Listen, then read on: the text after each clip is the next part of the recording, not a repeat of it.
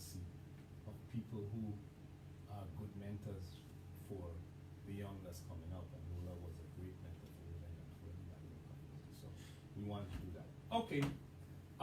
Again, we trying to Facebook Live. I'm not sure how it's done really, but we're trying it. And we'd like to get some comments on that if you can. One of the things, we do have a call-in number 7739951, and we don't begin by taking calls immediately because we want to give the candidates an opportunity to really express themselves and to give their views and their opinions and their ideas as to how they might improve the quality of life here in the territory. But afterwards, we'll open the telephone lines for calls. Let me begin with a brief introduction. John Abramson and myself are the hosts. Alko Strand isn't here as yet, a young fellow, but you know how it works.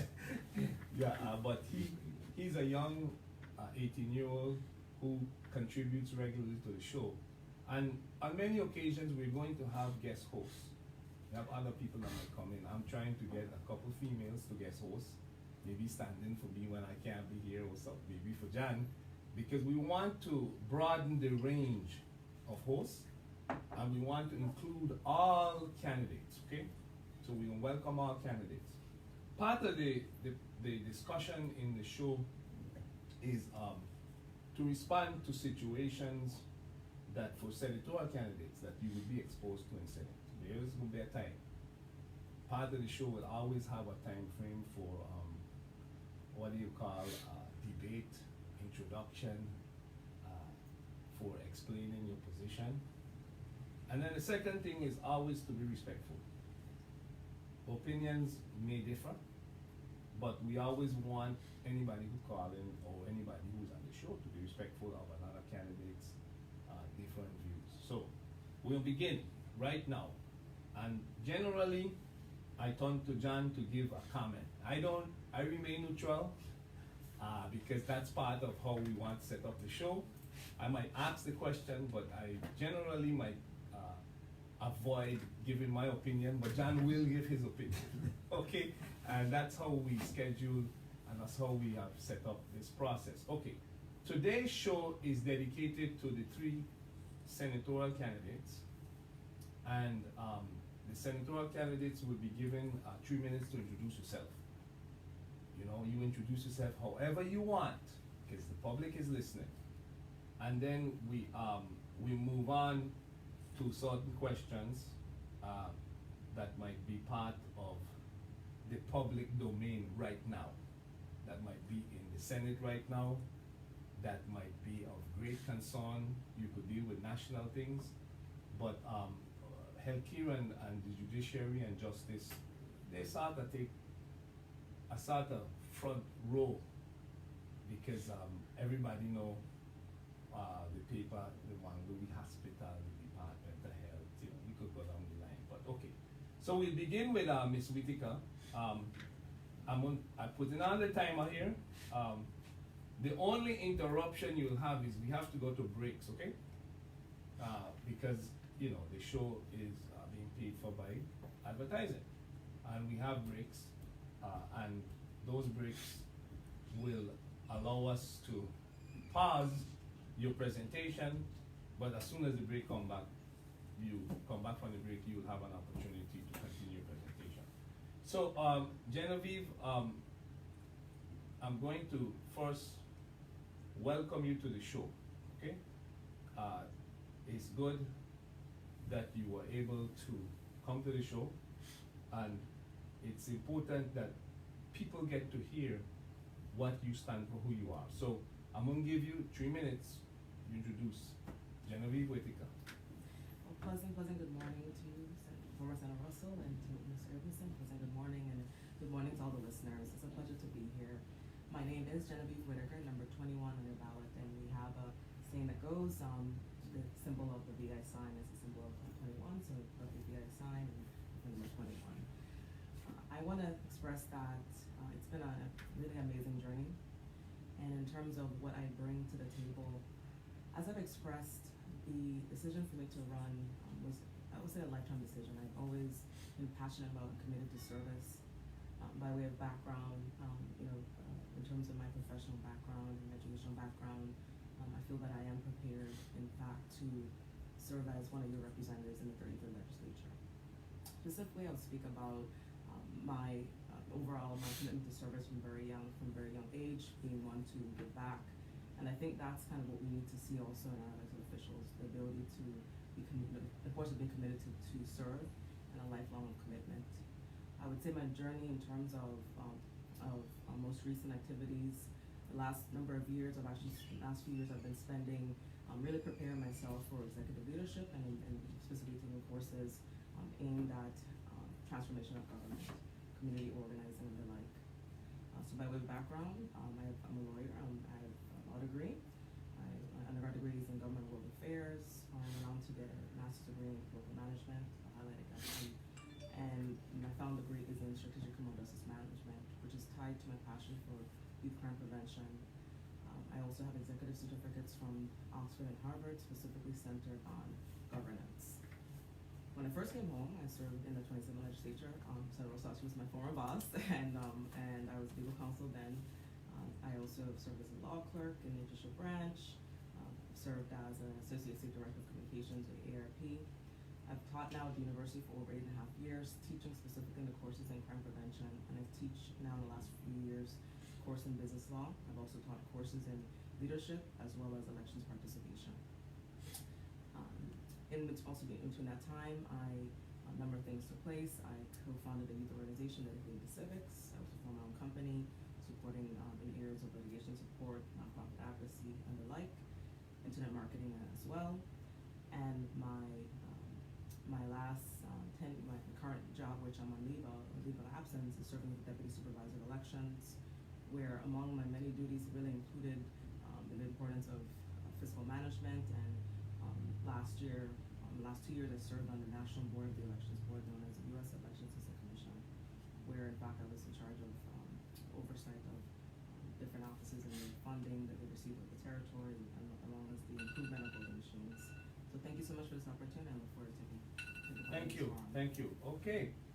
And as we progress, John or I may ask you questions about your background, because that was extensive. But let's go to Norman Jean Baptiste. Norman, welcome to the show. Good morning, Senator Russell. Thanks for having me here this morning. Good morning, John. Candidate Whitaker. Good morning. Okay, you begin. Of course, good morning to those who are listening and those who are linked to us via Facebook and other media. My apologies, good morning to you as well. I didn't. No apologies. I understand. I understand the limits of decency and how we flow. Okay, Norma, you begin. All right. First of all, I just want to lend my voice to that of yours and John in terms of expressing condolences to the Christian family, the family of the Christian. Secondly, I want to publicly express my appreciation for the gift of life and recognition for the Creator who has blessed me with that gift. I want to say that as I am a candidate, of course, as has been mentioned, my number on the ballot is number 13, and what I bring to the table is a deep and abiding love, loyalty, and appreciation for this community, the Israeli community. I also bring to the table a strong sense of love and appreciation for the Creator. And I bring to the table experience, wisdom, and an understanding and knowledge of how the legislature functions and the legislative responsibility as well as the legislative process. In addition to that, I bring to the table a deep sense of innovation. And as I look at this community and what has transpired over the past 10, 15 years, I see an inability of those who have been elected to effectively deal with the issues and problems that confront this territory. And I think I can safely say that I have a moral obligation to step up to the plate and to try and remediate some of the problems, because I think I have the ability, the wherewithal to contribute solutions to the problems we're faced with. I find that to a large extent we have been reactionary. There is a lack of an exercise of vision and action plan to deal with the problems we're faced with. In economics, we talk about economic analysis, which take into consideration past performance, present situation, and future projections. We don't do that. I know several Caribbean islands that do have an economic development vision and action plan. We don't have that in the territory. Listen to candidates. They're talking about, well, they reacted to issues they're presently faced with. There was never in place some kind of an action plan and a vision with performance benchmarks or measures to determine how well we are doing, to anticipate problems that may arise and to have in position an effective means of dealing with that. By way of example, hurricanes will come around. We don't wait until the hurricane strikes or a tsunami strikes to decide how we're going to deal with it. We plan ahead of time. That's why we identify or we build shelters so that when people become homeless, we have a place to shelter them. That's why certain cities build what you call seawalls, because they anticipate storm surges, etc. I think we need to begin to move in that sort of manner as we deal with the problems we're faced with. And of course, I'll await further discussions as we move along because I hit the time. Yeah, okay. John, I want to begin by asking each candidate, name the three top accomplishments that you have gathered over the years with your experiences that make you best qualified to serve as a senator. Because you started with a lot, Genevieve, right? And but I only want the three and why. I'll give you 2 minutes, right? And Norman 2 minutes, and by that time we should be ready for a break. Okay, Genevieve. Okay, so last year I was recognized by former President Obama as part of his inaugural summit for my work in civic engagement. So as a reference, the establishment of the youth organization on civics, it's called the Virgin Islands Youth Advocacy Coalition, for which in the last few years since coming home, I've even testified in support of legislation and promotion of civics. I've engaged teachers within the territory and pushed and promoted civic engagement, as well as the matter of decolonization. Represent the Virgin Islands at the United Nations. For me, that was a great accomplishment in representing the Virgin Islands. Absolutely. The second item goes actually way back to my experience during law school. I was a foster care parent. I was also an advocate for young children, and my greatest accomplishment was being a mentor to young girls. I worked at a law firm during both an undergrad and law school that adopted a group of children, and my accomplishment was seeing those young girls go on to high school. That was one of my greatest accomplishments. And the third accomplishment for me, I would state, my third accomplishment is just actually, I'll be honest, becoming a mother. And for me, I look to my role as a mother and what I do now on behalf of my son, and all the other children in the Virgin Islands. I look to him as my inspiration for where I'm doing.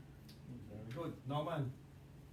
First accomplishment is my success, my effectiveness as an educator in the Virgin Islands public education system. As such, I was nominated and included who's who among American educators for the year 1998. In addition to that, as a senator, I introduced and had enacted into law several pieces of legislation that impacted education in the territory. So that today, I can look at the successes of a country such as Finland, where they transformed their entire system, not just education but economic-wise, over a 30-year period of time. And I can look at what we have done as opposed to them, and I can bring to the table a lot in terms of policy making to revamp not just the economic system in the territory, but the educational system as well. Finland, by the way, ranks #1 in educational excellence today, whilst America is at about number 20. And when we compare what they do in Finland as opposed to what we do here in America, there's a lot that can emulate from them. And then by further comparison, Finland and Japan are homogeneous countries, if I may, in terms of demographics. And if you look at us here, yes, we are a microcosm of the United States of America, but I think the predominant group here are people that look like us here in this room today. And so we can borrow certain aspects of the Finland experience as well as the Japan experience, incorporate that into our system here to bring us a significant measure of success. Okay, give me your second and third. The second one I would say is that as a talk show host, I have touched many lives here in this territory. I've been able to engage in an exchange back and forth between those who listen and call into the program, as well as what I offer. And as a result of that, I think I have a broad view of this community in terms of its struggles, its challenges, the issues that we're faced with. And based upon what I've been able to extract from the listening audience who call into the show, I think I am armed with a lot of information that prepares me and positions me to deal effectively and efficiently with the problems, the challenges we face with here in the territory. I'd settle for the two. Okay, we're going to a break. We'll be right back. John have a lot of questions for you guys when we come back. Maybe still on air. Yeah. Because That's they're on understandable. That's understandable. You got live from your page, your Yeah. personal page. Yes. Okay, that's what. Okay. And that's just a test, because I didn't know how to do it. But what you should do is create. When we had the Beyond Politics, let's do it. I want to do it. Before we had done that. Yes, yeah, I've done that before. Mhm. The topics, okay, I will read something to you guys. I don't want it to be completely unfair. Double standards in the applications of justice. Does it happen in the VI? And what's the role of the AG? Now, the double standards of justice is rampant in the United States right now. You mean like sentencing, or you just mean Everything, from justice sentencing? covers everything. So when you look at what Trump is doing, what they're doing to the Mexicans, at the Okay. border with Trump, Immigration policies. what the immigration policy, the education policy, America is in a different, it's a double standard, right? Well, it changed now, cause they don't have no wet foot policy no more. Right. They did away with it. Do you remember with the wet foot policy, the Haitians, and there was a case called. Well, the Haitians, right, yeah, the Haitians were Yeah. different, but the Cubans don't have no benefit no more. Right. So now everybody's even Steven. Right, so that, and what way does it happen in the VI? They want the legislature oversight of boards and commissions. Yeah. Semi-autonomous agencies, board performances in healthcare, and hospitals. Now, we know I've been in the forefront with hospitals, so I'm gonna open it up. So for you these are guys. the items. How come you don't touch upon it? Anyway, Which one? the GRS and the economy of this place, which is You could touch it if you want. The GRS is an open topic to discuss. We will start the discussion with these two. okay.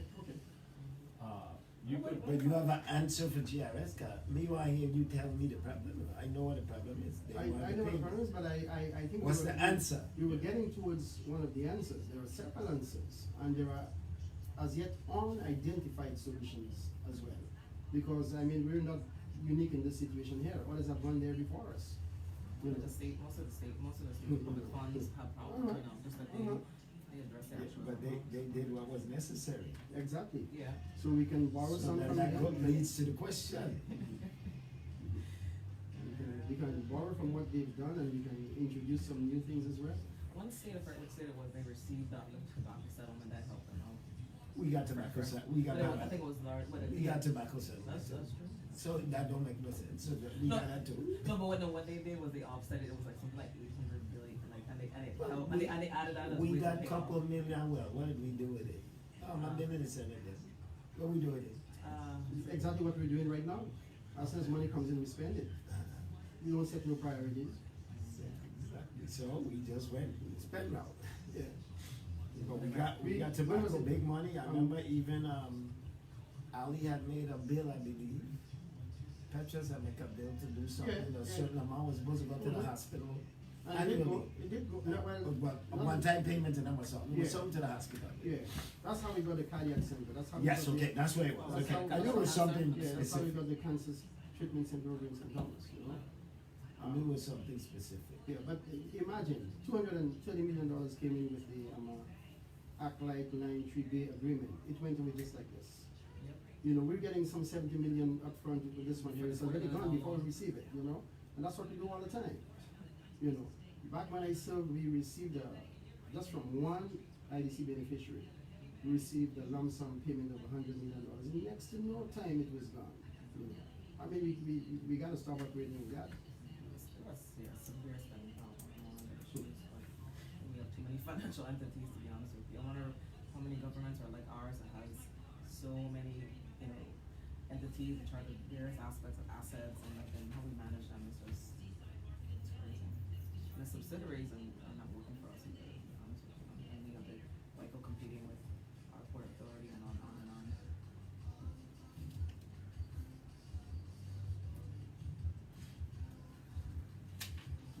So you guys gonna go all the way through November? You think you're going all the way through? About 2 minutes. How do you answer? You going all the way through November? You gonna go all the way Yep. through November? Right through Okay. after the Okay. Good. Keep it going. Yeah. after the runoff. Election. The runoff, well, yeah, probably a runoff. Very interesting.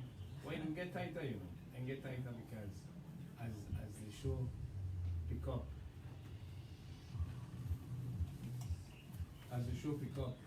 more people will listen, and the Facebook Live thing will. Yeah, people like that. Yeah. People like the live, like the expectation of live. I go live now, so I'm sure. One thing I couldn't get on the Wi-Fi here for some reason, but That's the other thing. You can't get on the Wi-Fi here? it's not. It says guess. Yeah, it's not for some reason not working. I'm on it now. Kind of slow. Okay, let's refresh it. So it's working now. But it is slow. Yeah. Mhm. And I have a lot of apps that on my phone is up there.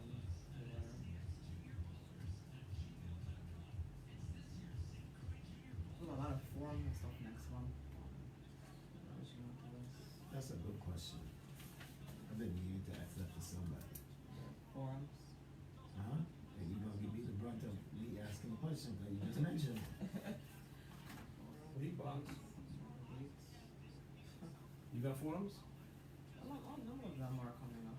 The FLCIO labor forum. I might go to that one, but I'm pretty selective in terms of what I go to. How forum gonna create it? Well, the VIU said disabilities forum, a lot of people kind of take it for granted because that's a whole community, and not just when we talk about disabled adults. You know, we're talking about children learning challenges and plans that they need for their intervention needs. So it's a whole system of disability. People kind of think of like, you know, physical, or they think of extreme mental, and things like that. But you have some very lower level kind of disabilities that are not addressed. Yeah.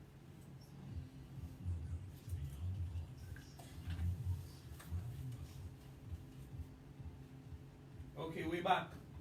Live, we're running live on Facebook for a test run.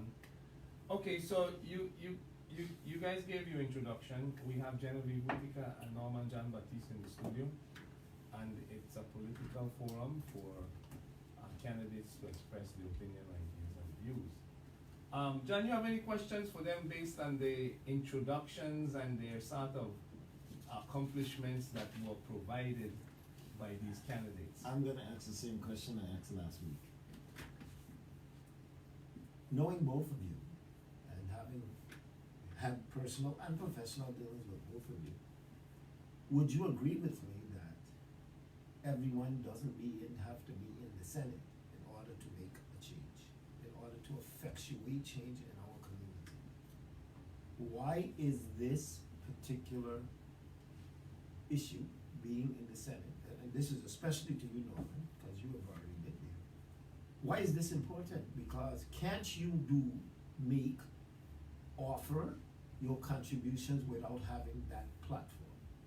The question is to both of you, but especially to Norman, because he's been in already. And I'm not no disrespect to ladies, but I'd like you to answer first.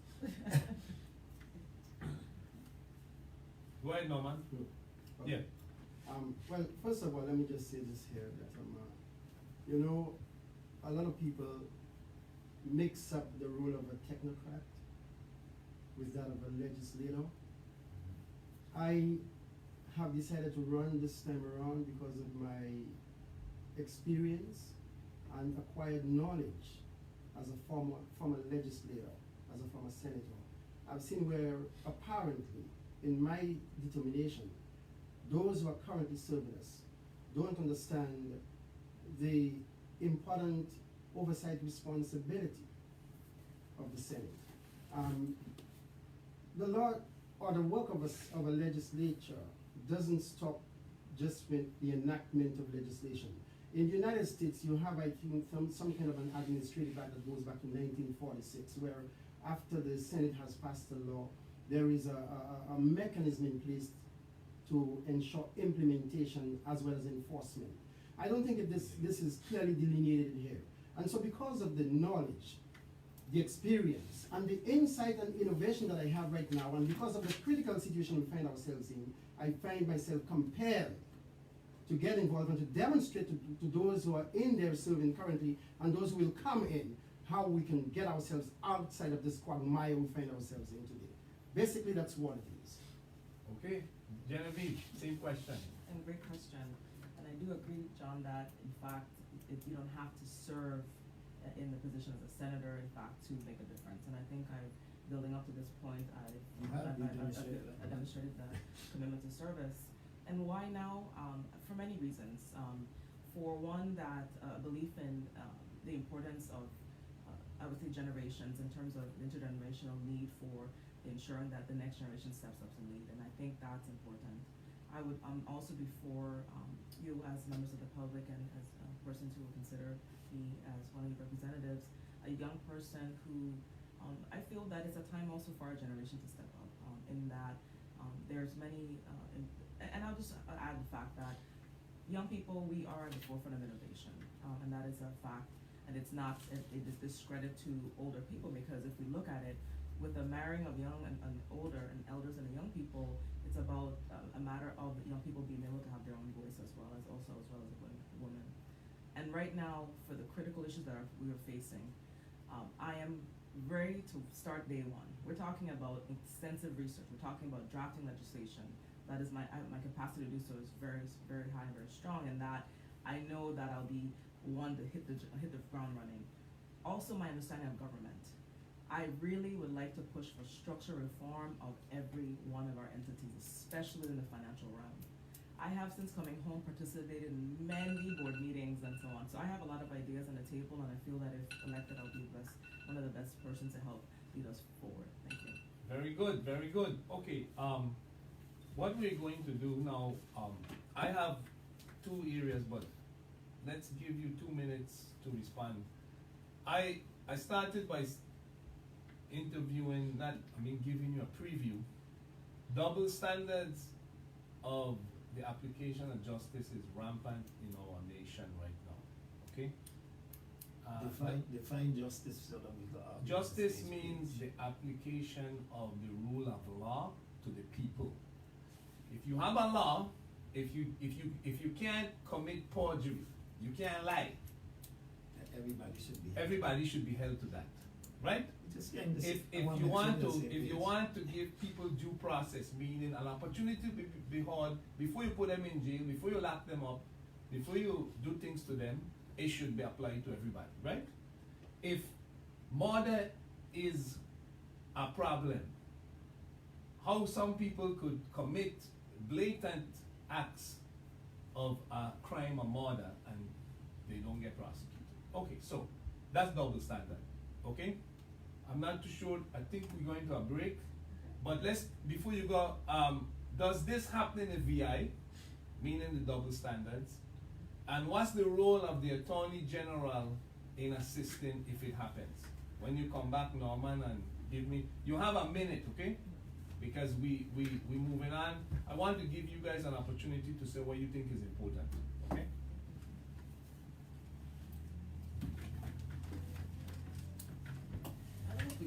The legislature use it, but they don't really like to go to the third branch of government. I mean, they do here and there over the years, but I don't find that we're using the third branch effectively, like in a way. So what, get them to interpret what we need? Well, I mean, enforcement side, I mean. Or enforcement.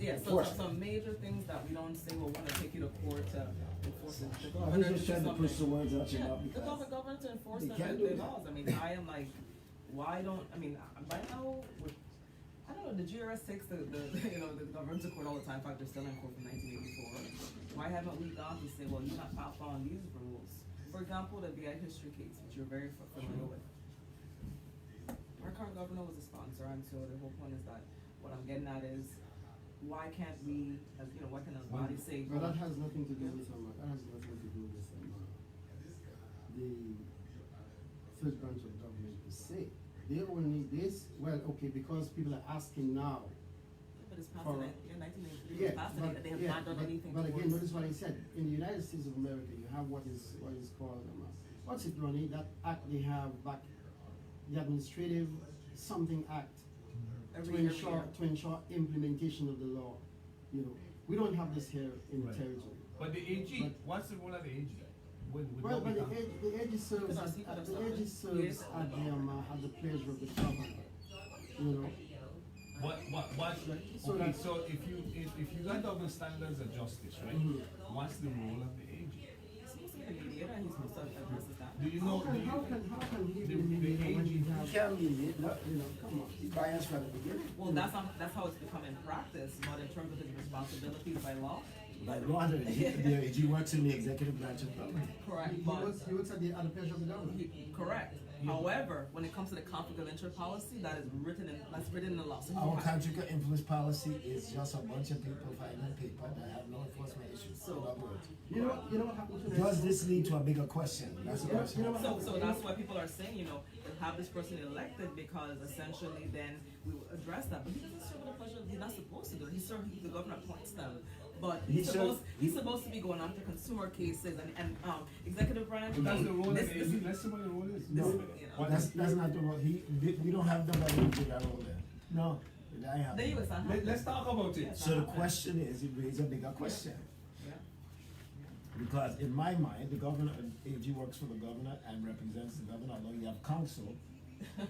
He's supposed to be dealing on behalf of the people, but he doesn't. He does not do that. That's what I But agree. let's. I agree. When he can write election Well, and that's tell them, what we- I'm not serving you guys. That's ridiculous. You can't tell The me. role of the AG. Because if you got a double standard of justice. The role in the VI, the role that is supposed Role to in the play. VI. And how would you. Statutorily versus in practice. Yeah, you know. We'll talk about it. Practice versus law. Wow. I mean, all with this Sprint issue and AT&T issue, that consumer problems. I see you was on Sprint time for almost 8 hours, 6 hours. You were on there a long time. I was following you all the time. Where? You were doing something with Sprint, but you was on the phone. Okay, we Oh, back. yeah? Who want to tackle the role of the AG regarding, application, enforcement, implementation of the law? Go ahead, Genevieve, 2 minutes.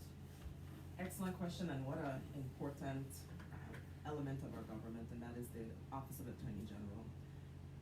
Some may not understand the role in terms of actually the legal, the actual statutory role, what is in the law.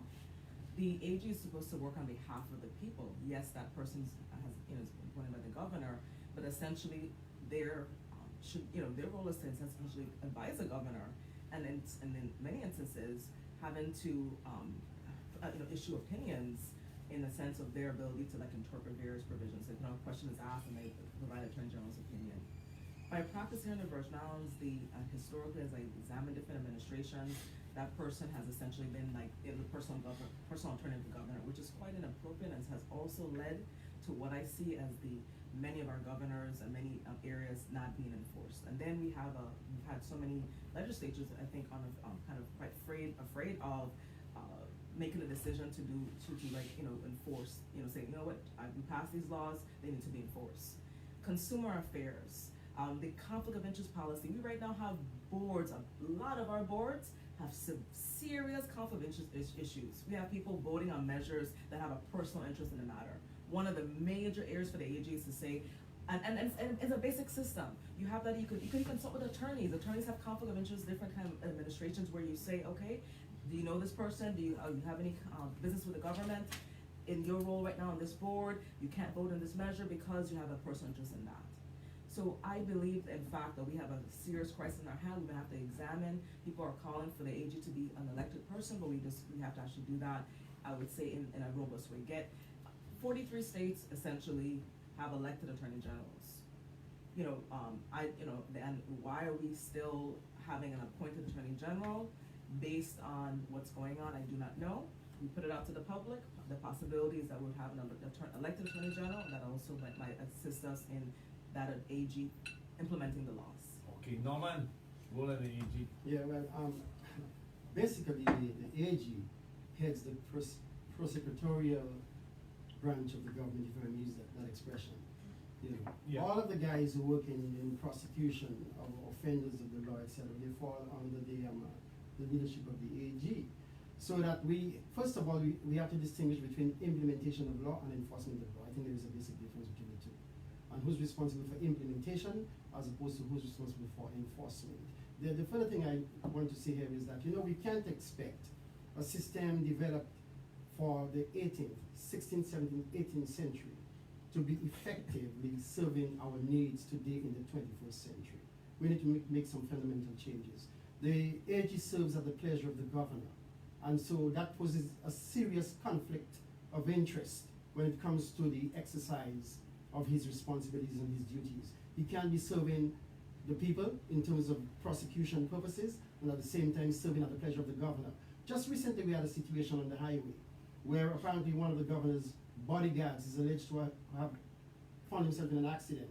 And police apparently were working on his side to protect him, whilst at the same time infringing upon the rights of the victims who were involved in the accident.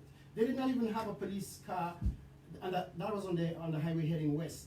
Didn't even have a car there to alert drivers that there was an accident so that you could have turned around right at the Sunny Isles intersection. You drove all the way up past that the Calvary Baptist Church or whatever church you have out there. When you get out there, then you have to reverse all the way back to Sunny Isles. I mean, trying to cover up stuff, We need to change the system. And I'm saying that in changing this system, we have to look at an Afrocentric approach to doing it. What was created for us by other people doesn't meet our needs, our demands, doesn't satisfy our needs today. And so we need to embrace change and bring about the difference. Perhaps now is the time for us to have an elected AG, as well as other changes implemented. Thank you. Okay, very good. Okay. Okay, good. Leads me to a question. In my learned research, elected AG is not going to change our party. It just makes it political now, instead of him, if he's already political because he's appointed by the government. But it makes it political now, so now he's political to the people. Can we kick him in and throw him out as we want? No, we can't. That's not going to solve the problem. And most of you know, the AG does work for the governor and protect his interests more than he does the people. No disrespect to this AG, but I do remember this AG writing to the Board of Election and telling them, I'm not representing you, period. Does that lead to a bigger question? Should we have an office? I think in law they call it district attorney. Yep. Should we have a district attorney that actually works for the people?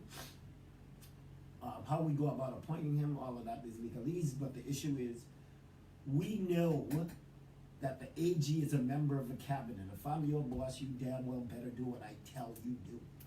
And that's the way it is. And whether you want to sit here and be honest about it or not, it's the way it is. So, do we get someone that's outside, independent of the political arena? If you look at the district attorney here in St. Croix, in the Virgin Islands, that represents the feds, can we emulate a similar system? That's the question to you guys. That's the reason why I mentioned earlier of the need to embrace the kind of change whereby we introduce a system that meets our needs in the present day as opposed to what was there before.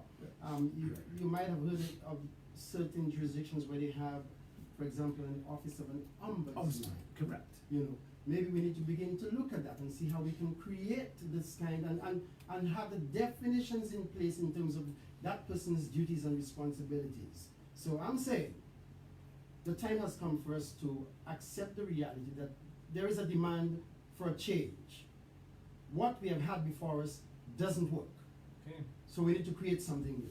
Genevieve.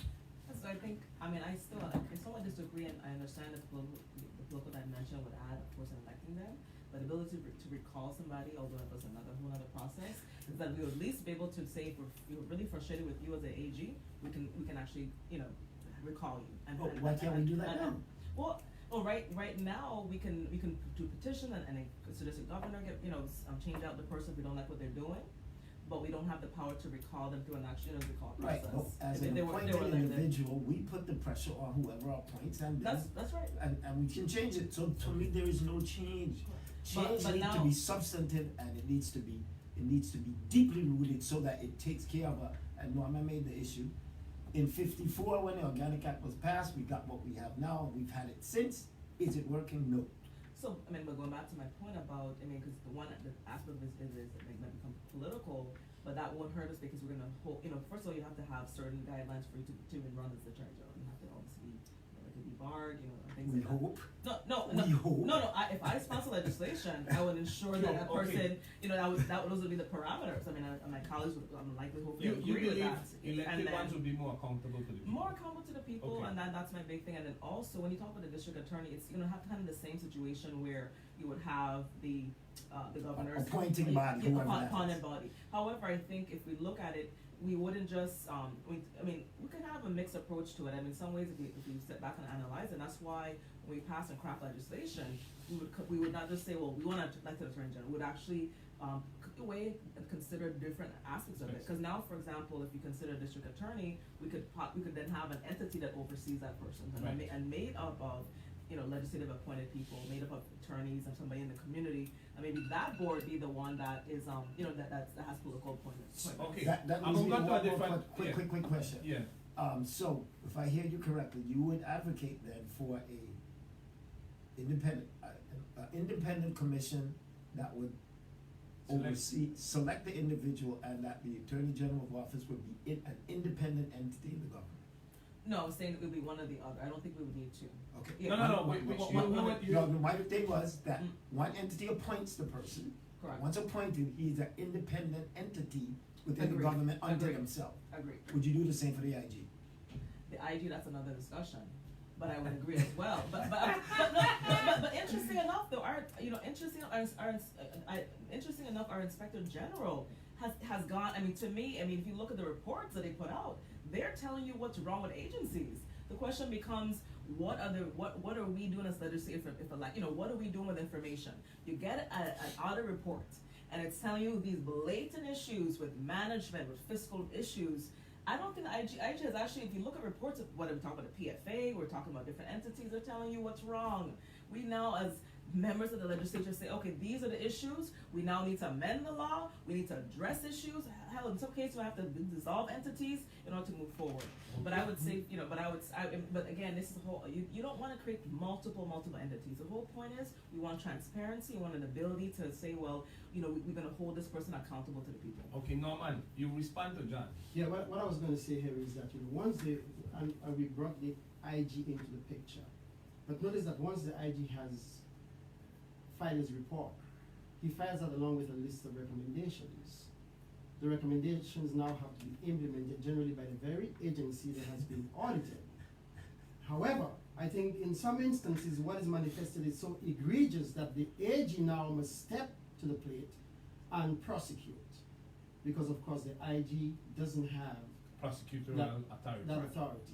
You know. Right. And I just want to add here one other thing, which is that in several jurisdictions, as they begin to look at what you call smart communities today, and they're taking a broad picture to include not just environmental integrity, all kinds of things, they take a cross-jurisdictional approach in terms of developing strategy.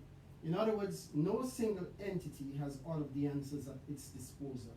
So they bring together a number of stakeholders where they can reach consensus, reach common ground in terms of how we move forward. Okay. And we need to begin to take this kind of approach. Absolutely.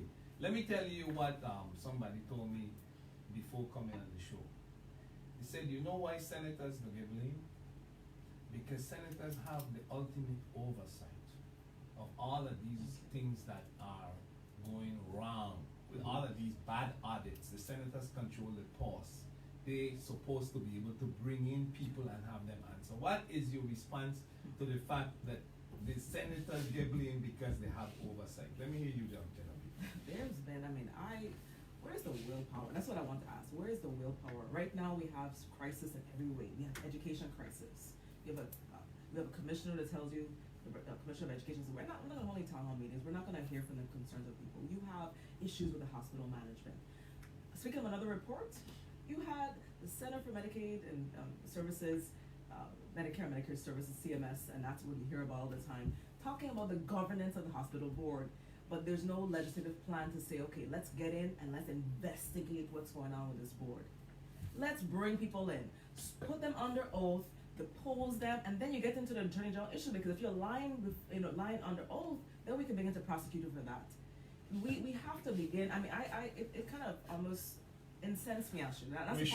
That's the part where I do get angry about, cause I go to board meetings, I'm very passionate about education especially, and it's like, wow, they're not showing you, and they come before the legislature, oh, we need money for this and we need money for that, of course, to operate our entity, but you're not showing us, and then we have an audit report showing you're misusing whatever funds, or that you're not operating properly. We go in there and begin the investigation and hold people accountable, and budget hearings is not a way to show accountability. We're talking about, drilling people down. We're talking about, getting at the questions and deposing people. And that's what we have to get to. It's too much violations. No, you realize John Norman served in the institution that these people who were talking to me blame in. So Norman, you hear what they said. Well, first of all, let me just say that any discussion we're gonna have must be predicated upon principles of civility, respect, and equality. And these are some elements that are lacking today. How we're gonna bring about this transformation is not gonna be very easy. But going back to the legislature and its responsibility. Yeah, oversight. We have a division in the legislature called the post-audit division. And I was the one who was responsible for establishing a satellite branch of the post-audit division here on the island of St. Croix. Post-audit has not lived up to its responsibilities. They are the ones who actually, and because one of the big problems we have here is finances of the government. Post-audit has a responsibility, after we have enacted the laws, to carry out review and analysis to determine if monies are being spent in accordance with the way in which they were mandated to be spent. They don't do that. They're supposed to do these things and come back and report to senators. Post-audit also should not restrict their responsibilities, but look at laws that we have actually passed in terms of whether these things are being implemented and come back to us, so that as senators, whether it is the committee of jurisdiction that does it, but we have that right, that authority to bring agencies of the executive branch before us and to find out why laws are not being implemented, what are the impediments, and to contain these things. But that is not being done. That's why I said earlier on that perhaps the guys who are currently serving just don't understand their responsibilities, or they don't know how the legislature functions. Okay. And so, okay, we're going to a break, Norman and Genevieve and John. When we come back, I'm fishing that question right now. yeah, we're going to open the lines for a couple calls before we close. But I want to finish that question. Yeah, sure. Okay, we're taking a break. We'll be right back. let me just say this. I heard about post-auditor, but then there's a post-audit. Do we get access to ERP system? I mean, Well, that's another kettle of they're fish. giving us the numbers. That's the most crazy thing. That's another kettle of fish, Yeah. you know? But then again, the legislature has a responsibility to take adequate steps to make sure this does happen. I'm telling you all straight up, I don't think the guys who are serving understand the authority that they have. That's why so much people running, right? I don't think so. What I find funny is, you talk about post-audit. I don't believe post-audit sees what you envision as their role. That's what I they think do. that they see their role as what traditionally you guys have Accepted. tasked them to. Mhm. Okay, you review each agency, let us send you and give me a report telling me what went down. And that's what they see as their I role. suppose you're right, John. And I think they see that role because that's how we don't know. Yeah. Now, conversely, GAO, for example, Government Accounting Office, Right. That's a whole different. they do investigation. Yeah, They got a that's whole right, that's right. unit Mhm. badge and thing. And we was talking about audits. Mhm. I don't never see good or bad audits. I see an audit evaluation. It's like anything else. You evaluate it. If I walk in my house and I say, some system ain't working good or something, it's evaluation. What can I do to improve it? I understand that people often get caught up because they use people's name. They did an audit election and they could have said what they want. I knew what was happening and how it was supposed to be. Yeah, we had these deficiencies. Some of those were my management tool. There wasn't no damn deficiency. I refused to have my staff punch card because it's ridiculous. Mhm. We did an honor system. Sometimes you gotta work 12 o'clock in the night. Sometimes you gotta be there till 1 in the morning. So I will tell them we in an honor system. We in a small office. We know who ain't come what and who come what. We know what time you reach and what time you Yeah, but reach. that didn't change, because that's something that we brought up with auditors. That didn't change. That didn't change. No, but my point But is, yeah, my point is, I was saying, it was a said- management tool, but they made it seem like it was something. And we had to get that one removed because that didn't make any sense because you have salary workers, so it was. Exactly, it they was- weren't- It was very petty. It's petty. Yeah. I don't want, my deputy supervisor to be punching no cat or anything, so audits is something to look at. But it does lead me to the big question, and I think y'all are asking in a nice way, I think we need to ask the hard question. Because of our small community, and I'm gonna ask this on the air, does our community, does the legislature, the members, have the political will? Because people who sitting in front of them, some of them is they very supportive, some of them, they can't tell nothing. They can't tell them anything because they're going to be affected. But and so the question is the political will. Yeah. And then you made a statement I'm holding on to. That maybe the new people, because they knew are a little more detached. And so they can be a little more, quote unquote, ruthless.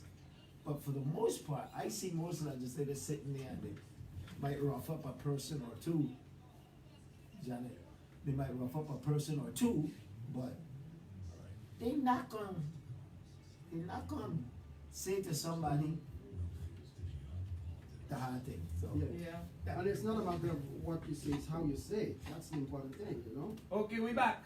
Okay, Genevieve, you wanted to, Close up the question. close out the questions. Yeah, that's- We get into the end of the show. Correct. And when we talk about audit and the investigation power, and I hear you from Senator Baptiste in terms of the post-audit division, in terms of the audit, but we're talking about oversight over greater things, operations. You know, we're talking about how you are governing, and it's come to a point where, and then the conflict of interest issues are high. We're in a small community, so a lot of things have to be conflicted out. But I'm talking about bringing agencies in, and it's about, you don't do so, you're not dragging anybody in. You have to respect people's position and who they are. But we're just sitting and we hashing things out. How perhaps I could pass legislation to amend something that would help you operate better. Mhm. It is not a battle. It's about how we can bring stability. In other words, you come to the agency, hey, let's sit down. We're not oversight over to abuse you. The oversight is just a power in fact to investigate, to sit with them, Mhm. hash out the issue. And sometimes they're gonna come really, someone hashing out brings a lot of Mhm. emotions, but Mhm. we're human beings. But I'm saying now, hey, we have fringe spending issues. So we have a lot of systemic issues Mhm. by way of how we spend, and then we turn around and we issue a lump sum budget. Mhm. That finance committee for the levy has immense power Mhm. to essentially work with post audit, work with the financial entities of the government, and say, hey, and then actually when I think about office of management and budget, Mhm. that keyword of budget. Are Right. they in fact helping agencies to properly budget so that they spend properly, not that vendors out there not getting paid while you go on a trip, things like that. Mhm. So so the oversight is we get an audit report. How can we work together between the executive and legislative branch? And if there's need for the judicial branch because somebody did something wrong and Mhm. illegal, and we Mhm. have to hold those people accountable. There's a whole system we're working together. That's the reason why I mentioned the cross-jurisdictional approach that we need to take. And that's why when I speak of legislative authority, in terms of oversight, you and I be on the same page. Okay, very good. Well, we come into the end of this part of this show because I think gubernatorial candidate Janet Millen Young is here. So what we're going to give you is 2 minutes to close out. The discussion about oversight, I changed to that because when I was confronted they came to me and said, you saw him in the Senate too. And so that was a significant question as to how oversight impacts what is happening now in the territory. And I'm Mhm. glad you guys addressed it. John, I would like to hear your comments that you said when we were on the break, before we go, because Well, like I said quickly, the issue of oversight to me leads to political will. Do we have the testicular fortitude in order to go forward and have the balls in order to do what needs to be done? People come in front of the legislature, knowing that they are being somewhat misrepresentative of the true facts. I ain't got nothing with the hospital, but the hospital we know is in total disarray in its management and the boards and I plead because I want that agency to work because it's the only one we have. So how do we fix those kind of things? Do you have to ask the hard questions? In a small community like ours, and I think candidate Whitaker mentioned, in a small community like ours, it's hard because first things first. She also spoke about conflict of interest. Our conflict of interest law is crap. Do we have an ethics law? No. When I was supervisor election, I tried to bring ethics into election and the board shoot me down completely. Do we need a complete comprehensive ethic policy to cover everybody? Yes. Do we have the will to do it? No.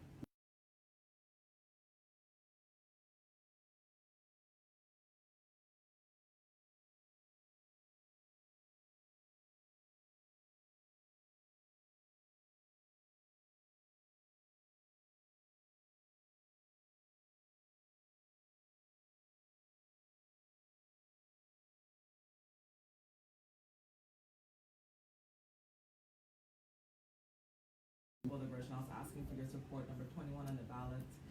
I know that the promise that I can make is to do my very best.